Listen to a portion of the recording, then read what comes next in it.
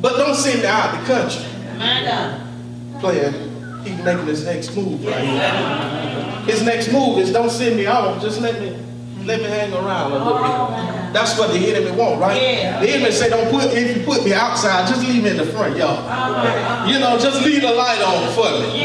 Leave the back door open. You know, when you put that devil out, he say, I ain't gonna go too far. Amen. Come on. Now there was there now unto the mountains a great herd of swine feeding.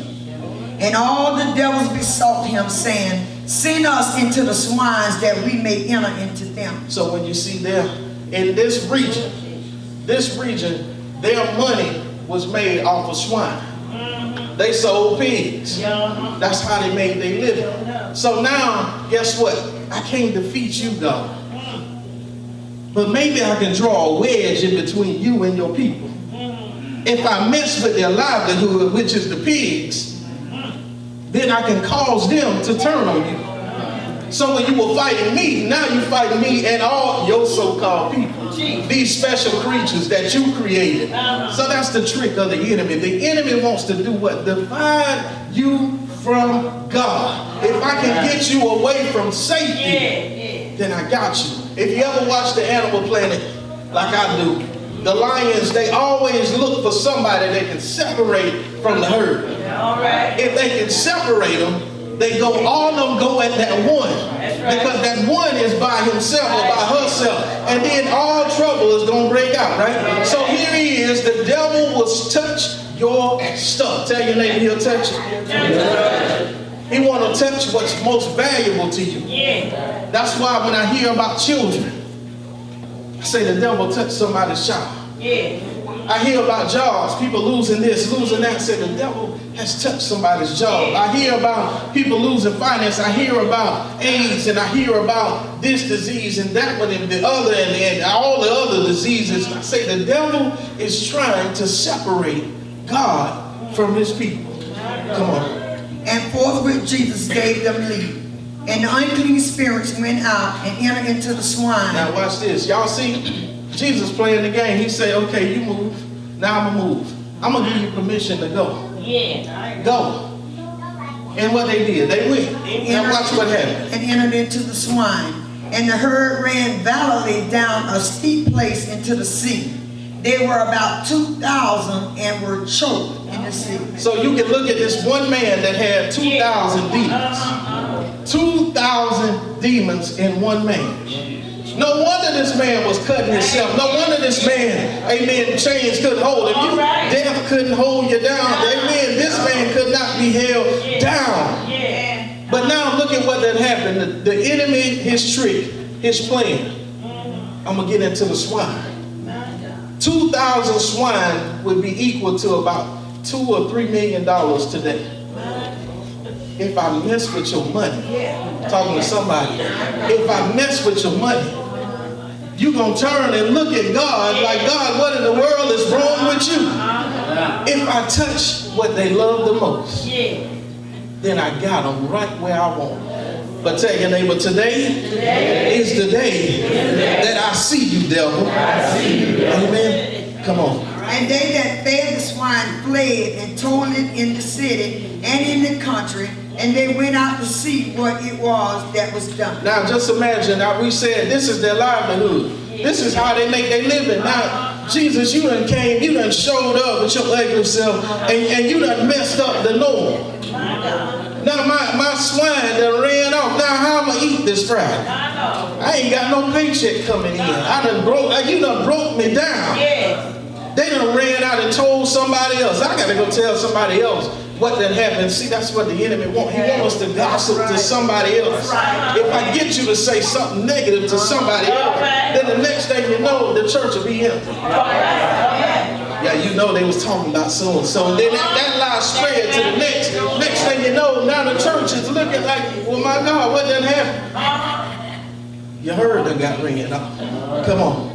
And they come to Jesus and see him that was possessed with the devil, and had the legion sitting and clothed and in his right mind, and they were afraid. Now, if all of us would be honest, the man that we see here, that was once us, that's right, or it may be us now.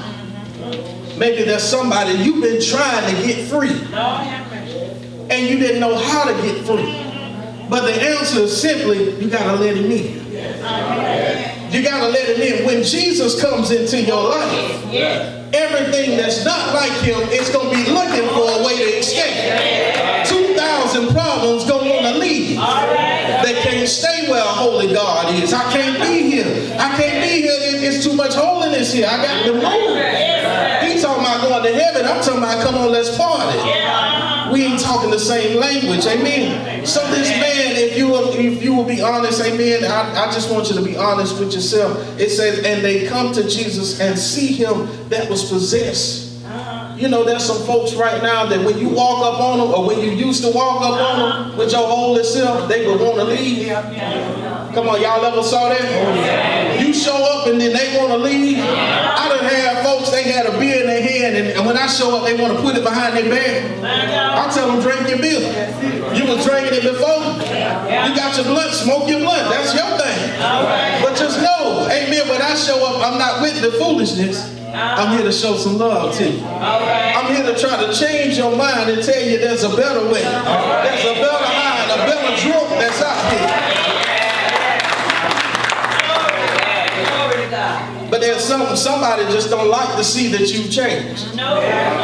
They say this man, they saw him, he notice they say, remember he was possessed. Everybody always gonna have that remember when. I remember when, I remember how, I remember when they did, I remember what they did. Nobody ever want to let it go. But now all of a sudden they say this man that was possessed with the devil, we know it was 2,000 of them, and had the legion, sitting and clothed and in his right mind. And they were afraid. They ain't scared of the man, but they scared of the change that came up.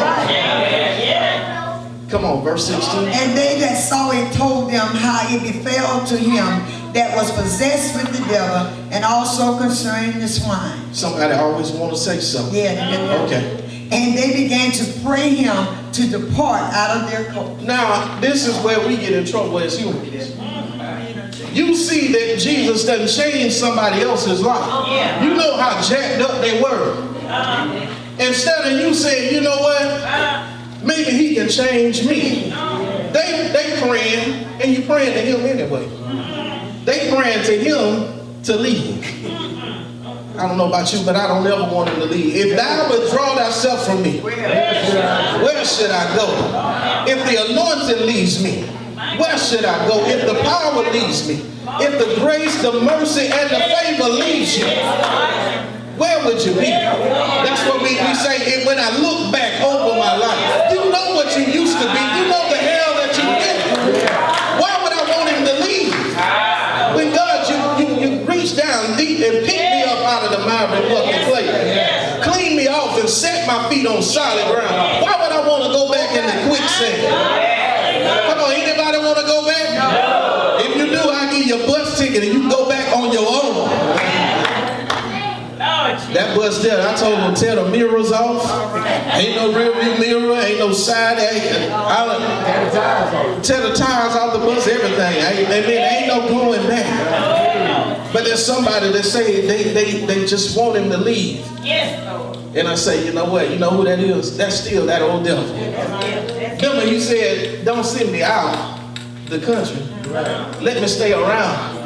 See, the devil will always, he'll leave, but he'll always stay close. That's why I told you, wherever good is, evil is always present. Wherever a blessing is, there's also a curse. Right there, they always gonna be there. Wherever there's deliverance, there's also, hey, you know you ain't saved.